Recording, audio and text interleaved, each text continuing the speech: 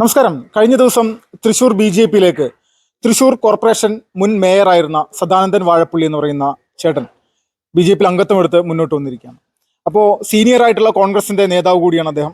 വർഷങ്ങളോളം കോൺഗ്രസിന്റെ പ്രവർത്തനത്തിലുണ്ടായിരുന്നു. എന്തുകൊണ്ടായിരിക്കും ഇദ്ദേഹം BJP-യിൽ എത്തിയെന്ന് അദ്ദേഹത്തിനോട് തന്നെ ചോദിച്ച് മനസ്സിലാക്കാം. ചേട്ടാ നമസ്കാരം. നമസ്കാരം.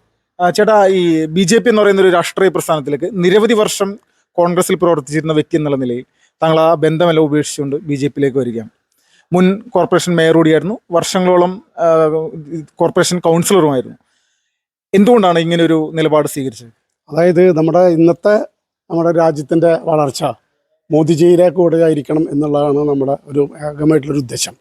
കാരണം എന്താ വെച്ചിട്ടുണ്ടെങ്കിൽ ഇന്ത്യ ഭരിക്കുന്ന നമ്മുടെ മോദിജി ഇന്ന് എല്ലാ കാര്യത്തിലും, അതായത് മോദിജിയുടെ ഭരണത്തിൽ എല്ലാവരും പങ്കുകൊള്ളണം. നമ്മുടെ ഒരു വികസന രാഷ്ട്രം എന്നുള്ള ഇതിലാൽ നമ്മളെല്ലാവരും കൂടി BJP-യിലേക്ക് വരാൻ സാധ്യത ഉണ്ടായിട്ടുള്ളത്. ഇപ്പോൾ ചേട്ടൻ ഈ ഒരു ചുമതലയിലേക്ക് വന്ന അല്ലെങ്കിൽ പാർട്ടിയിലേക്ക് വരുന്ന സമയത്ത് ഇവിടെയുള്ള കോൺഗ്രസിന്റെ മറ്റു പ്രവർത്തകർ BJP-യിലേക്ക് വന്നിട്ടുണ്ടോ? ഉവ്വ.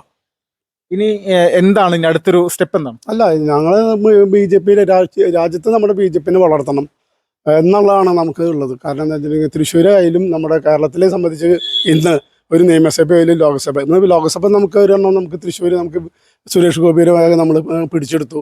അത് മാത്രമല്ല, ഇനി നമ്മൾ അടുത്ത നിയമസഭ നമ്മൾ പിടിച്ചെടുക്കണം, തദ്ദേശ സ്വയംഭരണ സ്ഥാപനങ്ങൾ പിടിച്ചെടുക്കണം. BJP നമ്മുടെ ഇവിടെ നാട്ടിൽ വളരണം, രാജ്യത്ത് വളരണം. അതാണ് നമ്മുടെ ഉദ്ദേശം. ഇപ്പോൾ കോൺഗ്രസ് എന്ന് പറയുന്ന ഒരു പ്രസ്ഥാനത്തെ സംബന്ധിച്ച് അവരുടെ ഒരു പ്രവർത്തന കാര്യങ്ങളിൽ എന്താണ് ചേട്ടനുള്ളൊരു അസംതൃപ്തി? എന്തായിരുന്നു? അതായത് ഞാൻ ഏകദേശം ഒരു 50, എനിക്കിപ്പോൾ 64 വയസ്സ് കഴിഞ്ഞു. ഞാൻ ഏകദേശം 6ാം ക്ലാസ്സിൽ പഠിക്കുന്ന സമയത്ത് കോൺഗ്രസിൻ്റെ ബൂത്ത് പ്രസിഡൻ്റായിട്ട് ചാർജ് എടുത്തുള്ള ഒരു കാലഘട്ടമായിരുന്നു. അന്ന് തൊട്ട് ഇന്ന വരെ ഞാൻ എൻ്റെ കോൺഗ്രസിൻ്റെ കൂടെ ഒപ്പമായിരുന്നു. എൻ്റെ അച്ഛൻ ഇവിടെ കുറുക്കഞ്ചേരി പഞ്ചായത്ത് മെമ്പറായിരുന്നു. അതിൻ്റെ പിന്നാലെ ഞാൻ എൻ്റെ അച്ഛൻ്റെ കൂടെ നടന്നിട്ടുള്ളൊരു പാരമ്പര്യം എനിക്കുണ്ട്. മാത്രമല്ല, അന്ന് മുതൽ ഞാൻ കോൺഗ്രസിൻ്റെ എല്ലാവിധ കാര്യം 24 വർഷം ഞാൻ മണ്ഡലം പ്രസിഡന്റ്, അതേമാതിരി പാർട്ടിയിൽ ഒരുവിധം സാധനങ്ങളൊക്കെ എനിക്ക് തന്നിട്ടുള്ള കാര്യങ്ങൾ തന്നെയാണ്. 2 വർഷം എനിക്ക് കോർപ്പറേഷൻ ഇലക്ഷൻ നിൽക്കാനായിട്ടുള്ള സാധ്യത പാർട്ടി തന്നിട്ടുണ്ടായിരുന്നു. പക്ഷെ ഞാൻ എൻ്റെ ഒരു വളരെയധികം ബുദ്ധിമുട്ട് തന്നെ കൂടിയിട്ട് നമ്മൾ ഇവിടുത്തെ കോൺഗ്രസ് പ്രവർത്തകരുണ്ടാക്കി ഞാൻ വിജയിക്കാൻ സാധ്യതയുണ്ട്. മാത്രമല്ല, വിജയിച്ചെങ്കിൽ പോലും ഞാൻ എൻ്റെ ഡിവിഷനിൽ എൻ്റെ ജനങ്ങളോട് വളരെയധികം കടപ്പാടൊക്കെ ചെയ്തിട്ടുള്ള ഒരാളാണ്. ഏകദേശം 416 പെൻഷൻ മേടിച്ചു കൊടുത്തിട്ടുള്ള ഒരാളാണ്. അതേമാതിരി തന്നെ ഇവിടുത്തെ 4-5 കുടിവെള്ള പദ്ധതി, അതേമാതിരി ഉമ്മൻചാണ്ടി വന്നിട്ടാണ് എൻ്റെ അവിടുത്തെ ഏറ്റവും വലിയൊരു കുടിവെള്ള പദ്ധതി ഇവിടെ ഉദ്ഘാടനം ചെയ്തിട്ടുള്ളത്. അതുമാതിരി ഇവിടുത്തെ റോഡ് വികസനമായാലും മറ്റുള്ള ജനങ്ങളുടെ ബുദ്ധിമുട്ടുകളായാലും എല്ലാ കാര്യത്തിനും ഞാൻ ഒരുമിച്ച് നിൽക്കുന്ന ഒരാളായിരുന്നു. അത് മുതൽ ഇന്ന് വരെ ഞാൻ കോൺഗ്രസ്സിൽ തന്നെ പ്രവർത്തിച്ചിട്ടുണ്ടായിരുന്നു. ഇന്ന് കോൺഗ്രസ്സിലേക്ക് പോകാനായിട്ടൊരു കാര്യം എന്ന് പറയാനുള്ളത് ഒരൊറ്റ കാര്യം മാത്രമാണ് എനിക്കുണ്ടായിരുന്നത്. കഴിഞ്ഞ കാലഘട്ടത്തിൽ കഴിഞ്ഞ കോർപ്പറേഷൻ ഇലക്ഷനിൽ എൻ്റെ സീറ്റ് സംവരണ സീറ്റായി മാറി. ആ സംവരണ സീറ്റായി മാറിയപ്പോൾ ഞാൻ ഇന്ന് എൻ്റെ ഒരു മണ്ഡലം സെക്രട്ടറി കൃഷ്ണൻ പുതിയടത്ത് എന്ന് പറഞ്ഞ പയ്യൻ ഒല്ലൂർ ബാങ്ക് സെക്രട്ടറി ആയിരുന്നു.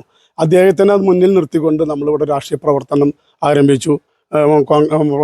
DCC-യിൽ പോയി അന്നത്തെ പ്രസിഡന്റ് നേതാക്കന്മാരായിട്ട് സംസാരിച്ചു. എന്തായാലും നിങ്ങൾ അദ്ദേഹത്തിന് എന്നെ സ്ഥാനാർത്ഥിയായിട്ട് നിർത്തിക്കോ, 1030 വോട്ട് ഞാൻ എൻ്റെ ഇതിൽ സ്വന്തമായിട്ട് ഞാൻ ചേർത്തി, അതുകൊണ്ട് അവിടെ വിജയിക്കാൻ സാധ്യതയുണ്ടെന്ന് എൻ്റെ ഉറപ്പിൻ അവർ വർക്ക് ചെയ്യാൻ പറഞ്ഞു. അതിൽ വർക്ക് ചെയ്ത് കുറച്ച് കഴിഞ്ഞതിന് ശേഷമാണ് അവർ നമ്മൾ ഇവിടുന്ന് വേറെ ചെയ്യാറുണ്ട് സതീഷ് സപ്പോർട്ട് എന്ന് പറഞ്ഞ സ്ഥാനാർത്ഥിനെ കൊണ്ടുവരാൻ സാധ്യത ഉണ്ടായത്. അതുകൊണ്ടൊന്നും എനിക്ക് കുഴപ്പമില്ല. കാരണം എനിക്ക് സ്ഥാനം മാറ്റി കൊടുക്കുക കാര്യങ്ങളും കേട്ടോ. 2 കാര്യങ്ങളാണ് എനിക്ക് വിഷയമുള്ളത്. ഒന്ന്, എൻ്റെ അച്ഛനായിട്ട് മുതലായിട്ട് ഉണ്ടാക്കിയൊരു സീറ്റാണിത്. അതായത് I ഗ്രൂപ്പിൻ്റെ സീറ്റാണ്. ആ I ഗ്രൂപ്പിൻ്റെ സീറ്റ് മാറ്റി A ഗ്രൂപ്പിന് കൊടുത്തു. A ഗ്രൂപ്പിന് കൊടുക്കുകയും എൻ്റെ ഈ എൻ്റെ ഈ കൃഷ്ണന് ഇവിടെ സീറ്റ് കൊടുക്കാതിരിക്കുകയും ചെയ്തു. മാത്രമല്ല, പിന്നെ നമ്മൾ ഇവിടെ 1000 ചില്ലാനം വോട്ടുകൾ ഇവിടെ ചേർത്തി ഉണ്ടാക്കി വിജയിക്കുന്ന ഒരു സാധ്യത തന്നെ ആയിരുന്നു നമുക്ക് ഇവിടെ ഉണ്ടായിരുന്നത്. അതുകൊണ്ടാണ് ഞാനത് പറയും. പിന്നെ തന്നെയല്ല, ഇന്നത്തെ രാഷ്ട്രീയത്തിൽ നമുക്ക് രാഷ്ട്രീയത്തിനോട് കോൺഗ്രസിനോടൊന്നും എതിർപ്പുണ്ടായിട്ടല്ല, പക്ഷേ നേതാക്കന്മാരോട് നമുക്ക് എതിർപ്പ്. കാരണം യാതൊരു ഇതും അവർക്ക് ഇല്ല. പാർട്ടിനെ വളർത്താനോ കാര്യങ്ങൾ ചെയ്യാനായിട്ട് യാതൊരു ഇതും അവർക്ക് ഇല്ല. അവർ ഈ കോർപ്പറേഷൻ ഭരിച്ചിരുന്ന സമയത്തും അവരുടെ ഒരു പ്രവർത്തന കാര്യങ്ങളൊക്കെ എങ്ങനെയായിരുന്നു? എന്തെങ്കിലും ഒരു പോസിറ്റീവായിട്ടുള്ള വിഷയങ്ങൾ, ജനങ്ങൾക്ക് അനുകൂലമായിട്ടുള്ള കാര്യങ്ങൾ ചെയ്യുന്നൊരു പാർട്ടി തന്നെയായിരുന്നു തൃശ്ശൂരിലെ കോൺഗ്രസിനെ സംബന്ധിച്ചാൽ അവരെ സംബന്ധിച്ച് അവർ ചില കാര്യങ്ങളൊക്കെ ഇടപെടാറുണ്ട്.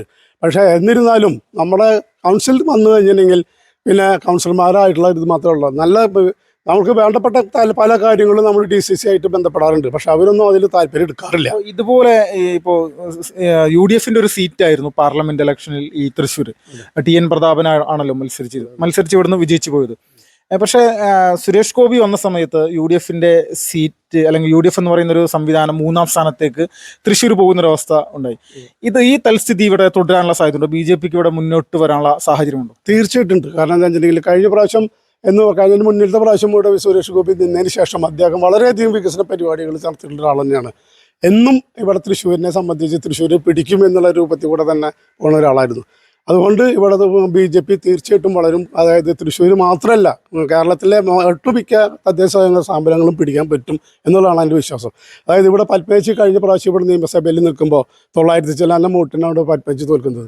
ആ പൽപ്പേച്ചി തോൽക്കാനുണ്ടാവുന്ന സാധ്യത ഉണ്ടായി വന്നത് ശരിക്കും പറയാച്ചിട്ടുണ്ടെങ്കിൽ നമ്മുടെ കോൺഗ്രസിൻ്റെ നേതാക്കന്മാർ കരുതിക്കുട്ടി പൽപ്പേച്ചിനെ തോൽപ്പിച്ച് തന്നെയാണെന്നുള്ള കാര്യം, സത്യമായിട്ടുള്ള കാര്യം നമുക്ക് എല്ലാവർക്കും അറിയാം. ഇപ്പോൾ വരാനിരിക്കുന്ന ത്രിതല പഞ്ചായത്ത് ഇലക്ഷനിൽ തൃശ്ശൂർ കോർപ്പറേഷൻ്റെ ഒരു BJPയുടെ സാധ്യതകൾ എങ്ങനെയാണ്? BJP എന്തായാലും നമ്മൾക്ക് ഈ 56 സീറ്റിൽ ഇപ്പോൾ ഒരു സീറ്റ് കൂടി 56 സീറ്റിൽ എന്തായാലും ഭൂരിപക്ഷം പിടിക്കും എന്നുള്ളതാണ് കാര്യം.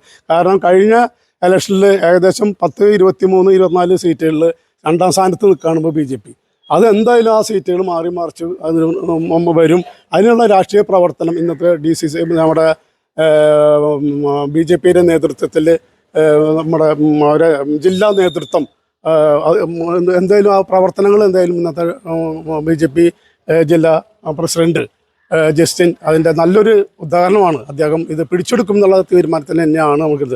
ഒറ്റക്കെട്ടായി പത്മേച്ചും അദ്ദേഹം രാഷ്ട്രീയ പാർട്ടികളും ഒരുമിച്ച് നിൽക്കുന്ന ഒരു സാധ്യതയാണ് ഇപ്പോൾ ഉള്ളത്. അതുകൊണ്ട് എല്ലാ ഡിവിഷനുകളിലും ഏകദേശം 300-400 പരം വോട്ടുകൾ ചേർത്തി കാണാനുണ്ട്. അതുകൊണ്ട് തീർച്ചയായിട്ടും BJP ഇത് പിടിക്കുന്നുള്ളതിൽ യാതൊരു മാറ്റമില്ല. ചേട്ടാ നമസ്കാരം. ചേട്ടാ പേരെന്തായിരുന്നു? മനുപുള്ളത്ത്. ഇപ്പോൾ BJPയിലേക്ക് നിരവധി ആളുകളെ എത്തിച്ച ഒരാളാണ് താങ്കൾ. ഈ കഴിഞ്ഞ ഒരു 6 മാസത്തിനിടയിൽ നിരവധി കോൺഗ്രസിന്റെ പ്രവർത്തകരെ എത്തിക്കാൻ താങ്കൾക്ക് സാധിച്ചിരുന്നു. ഇതിൻ്റെ ഒരു സാഹചര്യം എന്താണ്? കാരണം എന്താണ്? പ്രവർത്തകരെ കോൺഗ്രസിൽ നിന്നും കൂടുതൽ പ്രവർത്തകരെ എത്തിക്കാനുള്ള കാരണം ഞാൻ മാത്രമല്ല, ശ്രീമതി പത്മജ വേണുഗോപാലാണ് അതിനെ മുൻകൈ എടുത്തത്. പിന്നെ ഈ കോൺഗ്രസിലെ തമ്മിത്തല്ലും കാലുവാരലും എന്നും പോസ്റ്റർ ഒട്ടിക്കുന്ന ആൾ പോസ്റ്റർ ഒട്ടിക്കുക, അതുപോലെ തന്നെ പണിയെടുക്കുന്ന ആൾ പണിയെടുക്കുക, സീറ്റും അങ്ങനെയുള്ള ആനുകൂല്യങ്ങൾ വരുമ്പോൾ അത് വേണ്ട വേറെ ചില സ്വകാര്യ താല്പര്യങ്ങൾക്ക് വേണ്ടി വിട്ടുകൊടുക്കുക. അപ്പം അങ്ങനെ ഒരുപാട് പേർക്ക് അമർഷമുണ്ട്. ചിലർ വൈകാരികതയുടെ പേരിൽ മാറി നിൽക്കുന്നവരാണ്. ഇതൊരു തുടക്കം മാത്രമാണ്. ഇപ്പോൾ സദാനന്ദേട്ടൻ ഇപ്പോൾ ജില്ലയിൽ അറിയപ്പെടുന്ന ഒരു കോൺഗ്രസ് നേതാവാണ്. അദ്ദേഹം വർഷങ്ങളോളം മണ്ഡലം പ്രസിഡൻ്റായിരുന്നു, ബ്ലോക്ക് ഭാരവാഹിയായിരുന്നു, DCC ഭാരവാഹിയായിരുന്നു, അതുപോലെ ഇവിടുത്തെ സഹകരണ ബാങ്കിൻ്റെ പ്രസിഡൻ്റാണ്, SNDP യോഗം പ്രസിഡൻ്റാണ്, അതുപോലെ ശ്രീനാരായണ ഗുരു കോളേജിൻ്റെ ചെയർമാനാണ്. അതുപോലെ ജനങ്ങൾക്കിടയിൽ വലിയ സ്വാധീനമുള്ള ഒരു നേതാവാണ് ശ്രീ സദാനന്ദേട്ടൻ. അപ്പോൾ സദാനന്ദേട്ടനെ പോലത്തെ ഒരു ഇപ്പോൾ സദാനന്ദേട്ടൻ പറഞ്ഞു 6 വയസ്സ് തൊട്ട് കൊടി പിടിച്ച ആൾക്ക്, 6ാം ക്ലാസ് മുതൽ കൊടി പിടിച്ച ഒരാൾക്ക് ഈ രാഷ്ട്രീയ പാർട്ടിയിൽ തുടരാൻ അവസരം, അതായത് മാനസികമായിട്ട് സംഘർഷം മുന്നോട്ട് വരുന്നു. അപ്പോൾ അതിന് പ്രചോദനം മാറുക എന്നുള്ളൊരു പ്രചോദനം ഉണ്ടാക്കിയത് ശ്രീമതി പത്മജ വേണുഗോപാലാണ്. ശ്രീ ലീഡർ K കരുണാകരൻ, ഞങ്ങളുടെ എല്ലാ നേതാവായിരുന്ന K കരുണാകരൻ്റെ മകളാണ്. അപ്പോൾ അത് ഒരു ഭയങ്കര ഒരു പ്രചോദനമാണ് അത് മാറാനുണ്ടായത്. വരാനിരിക്കുന്ന സമയത്ത് നിരവധി ആളുകൾ എത്താനുള്ള സാഹചര്യമുണ്ടോ കോൺഗ്രസിൽ നിന്ന്? പിന്നെ ഞാൻ ഇപ്പോൾ പത്മജ വേണുഗോപാൽ കഴിഞ്ഞപ്പോൾ പത്മപ്രഭയിൽ എന്ന പരിപാടിയിൽ തന്നെ പറഞ്ഞല്ലോ, ഇതിപ്പോൾ ഒരു 2ാം ഘട്ടമാണ്. അപ്പോൾ ആദ്യത്തെ പരിപാടിയിൽ നമ്മളൊരു 50ഓളം യൂത്ത് കോൺഗ്രസ് പ്രവർത്തകർ നമ്മൾ അന്ന് ഞാൻ യൂത്ത് കോൺഗ്രസിൻ്റെ നേതാവായിരുന്നു. അപ്പോൾ ഞാനടക്കമുള്ളവർ പാർട്ടി മാറി. 2ാം ഘട്ടത്തിൽ അത് 100 പരം ആളുകളായിട്ട് ശ്രീ സദാനന്ദേട്ടനെ പോലെയുള്ള വലിയ നേതാവിൻ്റെ ഒരു കീഴിൽ വലിയൊരു സംഖ്യ ആളുകൾ മാറി. ഞങ്ങളിത് എല്ലാ മാസവും, അതായത് കോൺഗ്രസിനുള്ളിൽ അമർഷവും അതുപോലെ പ്രവർത്തിക്കാൻ സാഹചര്യമില്ലാത്ത ഒരു തൃശ്ശൂരിലെ ജനതയ്ക്കും സങ്കടപ്പെടേണ്ടി വരില്ല. അവർക്ക് അവരോടൊപ്പം ഭാരതീയ ജനതാ പാർട്ടിയും ശ്രീ ജസ്റ്റിൻ ജേക്കബ്, KK അനീഷ് കുമാർ, നാഗേഷേട്ടൻ തുടങ്ങിയുള്ള ജില്ലാ നേതാക്കന്മാരുടെ നേതൃത്വത്തിൽ നല്ല BJPയുടെ നല്ല നേതാക്കന്മാരുണ്ട്. പത്മജ വേണുഗോപാലുണ്ട്. അപ്പോൾ അവരെ ഞങ്ങൾ ഈ പാർട്ടിയിൽ എത്തിക്കാൻ ശ്രമിക്കും. തീർച്ചയായിട്ടും ഇനിയുള്ള നാളുകളിൽ വരാൻ പോകുന്നത് ഒരു വൻ മുന്നേറ്റമാണ്. കോർപ്പറേഷൻ ഇപ്രാവശ്യം BJP പിടിച്ചിരിക്കും എന്നുള്ളതാണ് പറയാനുള്ളത്. തൃശ്ശൂർ കോർപ്പറേഷൻ മുൻ മേയറായിരുന്ന സദാനന്ദേടൻ ഇപ്പോൾ BJP-യിൽ ചേർന്ന അതിൻ്റെ കാരണങ്ങളാണ് അദ്ദേഹം പറഞ്ഞത്. അപ്പോൾ വലിയ മാറ്റങ്ങളാണ് തൃശ്ശൂർ ഉണ്ടായിക്കൊണ്ടിരിക്കുന്നത്. സുരേഷ് ഗോപി വിജയിച്ച ആ ഒരു സാഹചര്യത്തിൽ നിന്ന് 1% പോലും പിന്നോട്ട് പോയിട്ടില്ല തൃശ്ശൂരിലെ BJP എന്നുള്ളത് തെളിയിക്കുന്നത് തന്നെയാണ് ഈ ഒരു സാഹചര്യത്തിൽ നിന്ന് നമുക്ക് മനസ്സിലാക്കാൻ സാധിക്കുന്നത്. തൃശ്ശൂരിൽ നിന്നും വിപിൻ ലാൽ, ഫാസ്റ്റ് റിപ്പോർട്ട്സ്.